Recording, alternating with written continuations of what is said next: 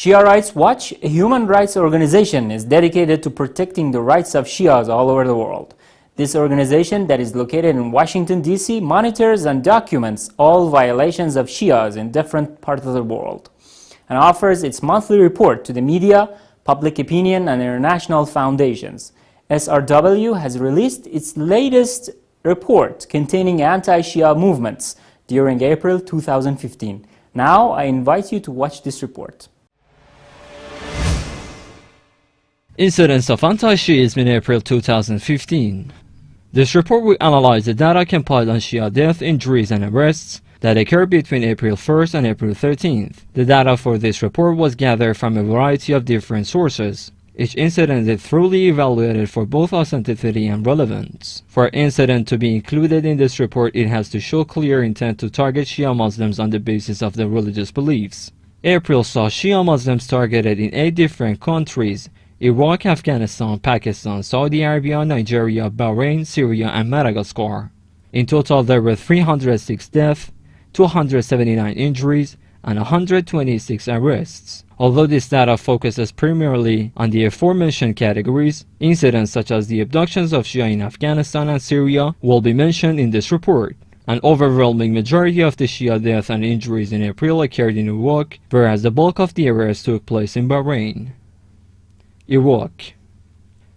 The violence against Shia Muslims in Iraq continues to be the actions of non-state actors persecuting Shia for their beliefs. The death and injuries against Shia in Iraq result from bombings, shooting, and a combination of the two. There were at least 302 deaths and 258 injuries in Iraq this month as a direct product of the Shia genocide. The number of deaths in Iraq is a decrease from 376 of the previous month, but the injuries increased from 165 to 258. The violence variables have fluctuated over the course of the year and will mostly likely continue to do so. Many of these bombings take place in the various areas of Baghdad by terrorists, hoping to remove the security forces' focus from the outer regions of Iraq. These attacks have targeted pilgrims from around the world attending Shia holy sites in the cities of Najaf, Karbala, Samarra, and Qadimiyya. Along these incidents, mortar shells, bombs, and rockets continue to fall on civilian areas such as public areas, parks, and markets. Car bombs and suicide bombers also claim many lives in different neighborhoods. Baghdad, Iraq's capital, is the main target of these attacks. Afghanistan. Last month there were 67 Shia abducted, and this month there were only 9 abductions. However, the bodies of some of the previous hostages have been turning up around Afghanistan. The abductors are confirmed to be Taliban, or allied to the Taliban in some circumstances, and suspected to be Taliban in the other instances. 5 of the Shia killed this month were beheaded by the Islamic State that is attempting to take root in Afghanistan. Taliban is determined not to be outshined in brutality by the Islamic State and has begun beheading the Shia Afghans they kidnap. 3 of the 13 Afghans that were kidnapped in February were found dead, and 1 of them was beheaded in a video. There was also one instance of Taliban militants forcing Afghans off a bus and stabbing all 7 of them to death. Pakistan. There were only 2 incidents of anti-Shiism in Pakistan this month as reported, and they both occurred at the end of the month. The first one was a roadside bomb in Balochistan, which killed 4 people and injured 80 more. The other incident happened in Peshawar, where a Shia shopkeeper was shot at least 3 times that led to his death. Pakistan was in a cooling off period the past month or 2, but these 2 events so close together could hint at resurgence in anti-Shiism in Pakistan. Moreover, media outlets revealed that Takfiri groups planned to send out 100 suicide bombers to operate in Yemen, which is now under heavy airstrikes by Saudi-led coalition. Saudi Arabia. Saudi Arabia continued its oppression of Shia in their eastern province by conducting home raids which resulted in the arrest of 30 people. Saudi Arabia is known for its extremely conservative form of Sunni Islam known as Wahhabism, which does not see Shia as true Muslims. Shia Rights Watch global organization has confirmed that Saudi Arabia is using illegal weapons in its heavy airstrikes in Yemen.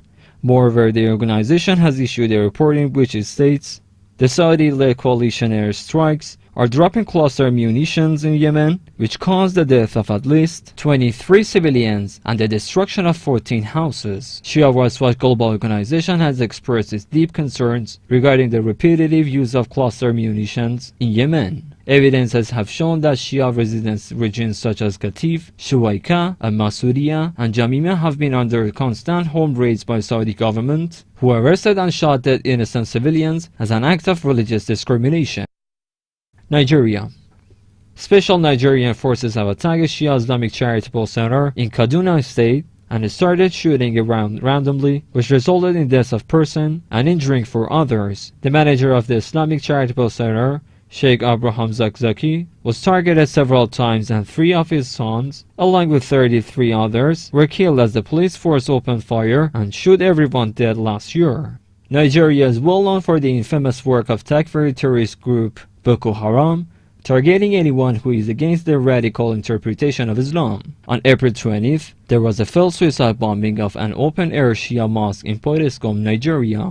3 Shia were injured by shrapnel from the explosion, while the terrorists lost their lower half of his body. Boko Haram has attacked Shia in the past, but this is the first news media report of an anti-Shia attack in Nigeria in 2015.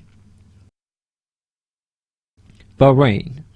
The conditions in Bahrain continue from the abuse of prisoners in jail prisoner to the use of tear gas, rubber bullets, and concussive grenades on peaceful protesters.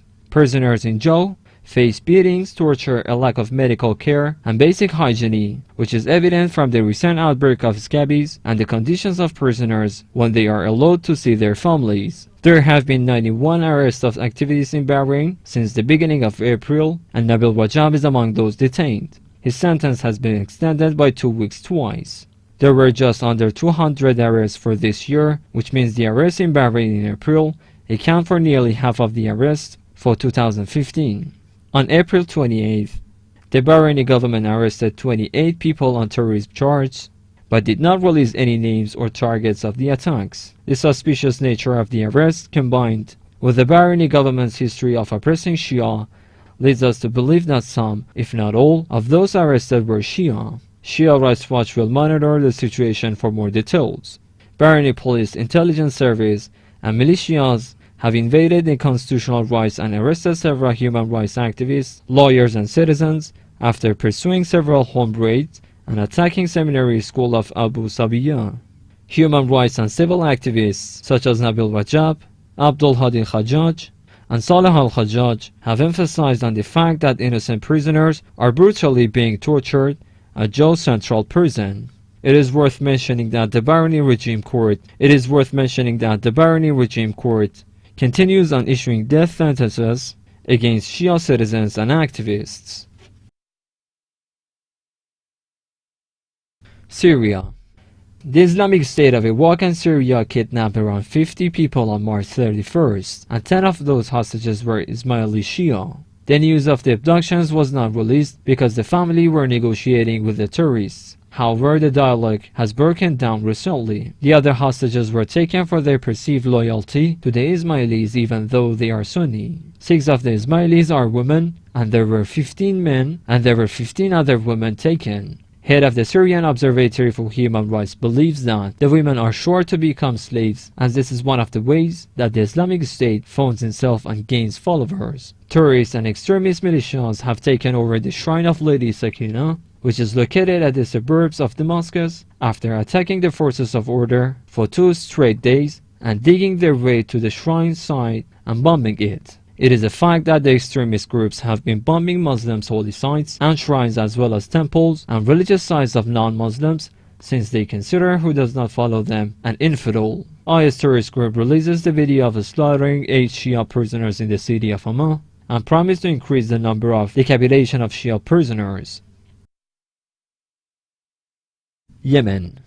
The World Health Organization has reported that Saudi airstrikes on public sites, schools and houses resulted in the death of 540 persons and the injury of 1,700 more. During one of the airstrikes on a school called Al-Septain, 18 have been killed, 9 of whom were from one family. Medical sources have announced medical crisis in the hospitals in Yemen as a result of the lack of medical supplies after the Saudi government blockaded the entrance of any medical supply through the air, ground or water.